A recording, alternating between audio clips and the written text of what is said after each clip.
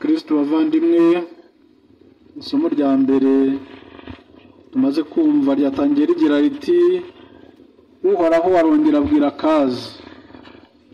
Inshinga kongera bivuga iki? Kongera no gukora ibintu inshuro irenze imwe, kongera no gusubira. Ubwa mbere uhoraho yabwiye Akazi yabinyujije ku muhanuzi Izayi, none ubu ngubu uhoraho abyibwiriye ubwe Akazi atanyuze ku wundi. Bimubwiye imbona nkubone kugira ngo atazagira urwitwazo. Ati saba uhoraho Imana yawe aguha ikimenyetso cyaba cyo hasi cyaba cy'ikuzimu cyangwa se cyo hejuru mu kirere. Usaba arahabwa, kandi ntasaba abonetse wese arasaba uhoraho utagira intangiriro n'iherezo. Arasaba Imana ye ishobora byose, ifite byose kandi igira ubuntu.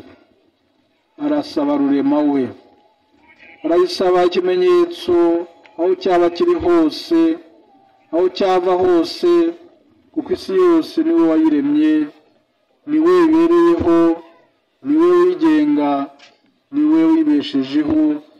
Nta na hamwe rero uhoraho atagera, nta na hamwe uhoraho atazi, nta kure ye habaho. umuntu nk'uwo cyangwa imana nk'iyo hari icyo yagusaba ukimwime cyangwa ngo ukimwime. Akazwe rero yanangiye agira ati ntacyo nsabye, atari uko ntacyo akeneye, ahubwo yanze guhata urugi rufunguye. Yongeyeho n'ikimutera kurushaho, ntashaka kwinjira Imana. Kwinja ni ugutega umutego umuntu. Kwinja ni ukwigiza nkana, ni ukubaza ikibazo ufitiye igisubizo, ni ukutamwizera 100%. Umuhanuzi rero w'Imana agiye gukora ubutumwa bwe, agiye mu mwanya we, agiye kuvugira Imana, kuvuga mu mwanya wayo, aburira abantu, abagira inama, abahwitura, abagarura mu nzira nziza. Na Bikira Mariya nyina wa Jambo icyo cyamuzanye hano. Yaje gutanga inyigisho nshya, ahubwo yaje kutwibutsa mu buryo bwumvikana ibyo twari twaribagiwe. Yaje kudukangura kugarura umutimanama wacu watangiye kwirara. Yaje kutuburira no kutwibutsa inshingano dufite nk'abana b'Imana, kutugarura mu nzira itunganye, kudusaba kwisubiraho mu mibereho yacu. Bikira Mariya rero yareka abana be borama, agashavuzwa n'ubuhumyi bwacu, agashavuzwa no kunangira imitima kwacu. Umuhanuzi ati tega amatwi, shema. Iri niryo sengesho ry'Abayisiraheli. Tega amatwi y'umubiri n'ay'umutima, byinjire kandi ntibisohoke, byinjire kandi ntitubisigiye aho twicaye. Tubyumve, tubizirikane kandi tubikore. Ati mbese ntibihagije kunaniza no kunanira abantu? Kubananiza nabyo ntibyemewe. None mwebwe murabikora, ibyo ntibibahagije, none mugiye kongeramo n'ibindi, kuko mutangiye no kunaniza Imana. Imana yacu ntinanirwa kandi ntinanizwa. Niyo mpamvu Imana ariyo yitangiye ikimenyetso gifite icyo kivuga, ikimenyetso gifite icyo kibwira nicyo gisobanura kwa kazi. Abanzi bashaka kumukura ku ngoma, none ikimenyetso Imana itanze ni ivuka ry'umwana bwite uzamuzungura. Bityo urubyaro rwa Dawidi ruzakomeza kuyobora igihugu. Bazamwita Emmanuel, aribyo kuvuga Imana turi kumwe. Umwana ugiye kuvuka azaba ikimenyetso cy'uko Imana izakomeza kurinda umuryango yitoreye. Uwo mwana uvugwa hano ni Hezekiya, wazunguye se ku ngoma, ariko nanone Imana yujuje by'agateganyo iri sezerano igihe yohereje umwana wayo Yezu Kristo, wabyawe n'umwari Mariya, nyina wa Jambo, wadusuye hano i Kibeho imyaka ibaye 41. Tureke Nyagasani rero twihere natwe ikimenyetso cy'ivuka ry'Umukiza, ry'ivuka ry'Imana mu bantu. Imana turi kumwe, itatubitaza, itatunena, itatwibagirwa, ahubwo Imana tubana, twirirwana kandi karari wacu no mu byacu. Isomo rya kabiri ryatubwiye umugambi Imana yagize, umugambi Imana ifite, kandi umugambi Imana izahorana wo gukiza abantu. Pawulo mutagatifu arasingiza Imana kubera imigisha n'ibyiza byose yahaye abantu mu mwana wayo Yezu Kristo no muri Roho Mutagatifu. Ibyo byiza yabirondoye, anabiturondorera. Imana yadutoreye kwibera abana yironkeye, iducunguza amaraso y'umwana wayo y'inkoramutima. Imana ishaka gukoranyiriza ibiremwa byose ku mutwaro umwe, rukumbi Kristo. Twahindutse dutyo rero imbata z'Imana, tuzahabwa umugabane wasezeranywe, ukatugenerwa kuko turi umuryango Imana yironkeye. Natwe twari gusingiza Imana idahwema kudusakazamo ibyiza n'imigisha y'amoko yose. Umugisha wa mbere ni uko twabashije kugera hano kwa nyina wa Jambo. Hari ababyifuje batabishoboye kubera impamvu nyinshi: kubura umwanya, kubura uburyo, cyangwa se kurwana kuri roho cyangwa ku mubiri. Umugisha wa kabiri ni ukuba umubyeyi Bikira Mariya yaraje kudusura adufitiye ubutumwa. Hari benshi bifuje kandi bifuza ko yabonekera iwabo, ariko ntibabibonye kandi ntibabibone.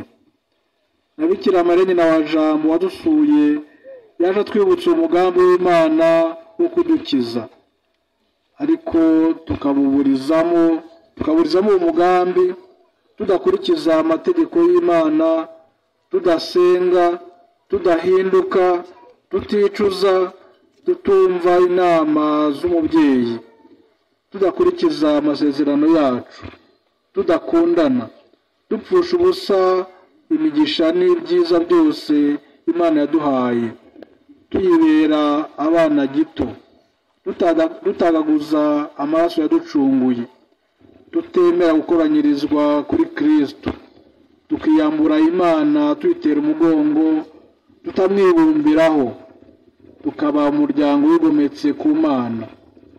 Iyo tubaye gutyo, nibwo Bikira Mariya nyina wa Jambo adusura ajenga amarira mu maso, aho kumuhoza tukamushavuza.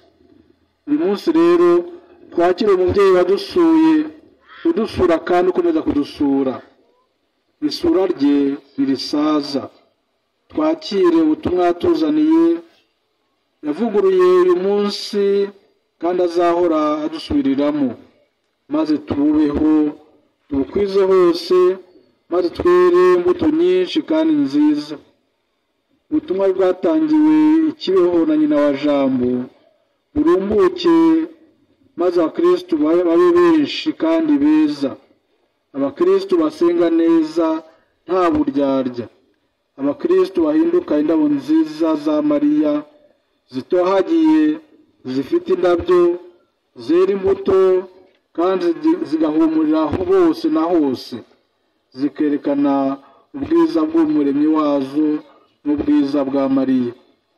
Bikira Mariya yaje kuvura indwara bita kwanga.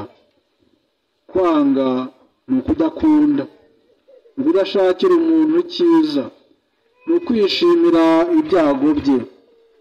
Twebwe abakristu ntitugomba gutondagura iyo nshinga, ahubwo igomba guhakanwa. Gutanga ni ugukunda. Urumuri rumurika mu mwijima, ariko umwijima wanga kurwakira. Yari mu isi, ariko isi irarenga ntiyamwakira, yanze kumumenya. Yaje mu bye, ariko abe ntibamwakira, banze kumwakira. Yezu we waragowe. Niyo mpamvu Bikira Mariya yaje kudusura, atuzaniye ijambo Yohana yatubwiye mu ivanjiri ye twumvise. Ese aho ntituri umwijima wanga kwakira urumuri, wanga kwakira ubugingo? Twabayeho kubwe nk'uko isi iriho kubwe, ntitube nkayo ngo twange kumumenya. Kumenya umuntu ni ukumenya icyo akunda, ukagikunda nawe kandi ukagikora. Kumenya umuntu ni ukumenya icyo yanga, nawe ukacyanga kandi ukakizibukira, ukirinda kugikora. Kumenya umuntu ni ukumenya ukoresheje ubwenge bwawe, ubwonko bwawe n'umutima wawe. Kumenya umuntu ni ukumenya ugushaka kwe, ukakugira ukwawe, ukagukora, ukakuyobora mu buzima bwawe bwose. Ese aho ntituri mu bye kandi twebwe abe ntitumumenye, tukamwirengagiza, tukamwihakana, ntitumwakire? Kuri uyu munsi nk'uyu rero, reka twibukiranye ingingo z'ingenzi z'ubutumwa bwa Kibeho, n'ubwo ngiye kuvuga muri makeya. Ingingo ya mbere, Bikira Mariya tutubwiye ko abantu bagomba kwisura bidatinze bagarukira Imana nimuhinduke inzira z'ikigendwa. Ingingo ya kabiri ngo tugomba gusenga butarambirwa dusabira isi kugira ngo ihinduke. Isi imeze nabi cyane, mugiye kugwa mu rwobo, aribyo kuvuga guhora mu byago byinshi kandi bidashira. Ngo isi yarigometse yuzuye ibyaha bitabarika, nta rukundo n'amahoro yifitemo. Ingingo ya gatatu nyina wa Jambo ngo arababaye cyane kubera ukwemera guke no kutihana biranga abantu b'iki gihe. Akababazwa n'uko twebwe abantu twadohotse ku muco mwiza, tukitabira ingeso mbi, tukishimira ikibi, tugaba twica amategeko y'Imana. Ingingo ya kane ukwemera n'ubuhakanyi bizaza mu mayeri.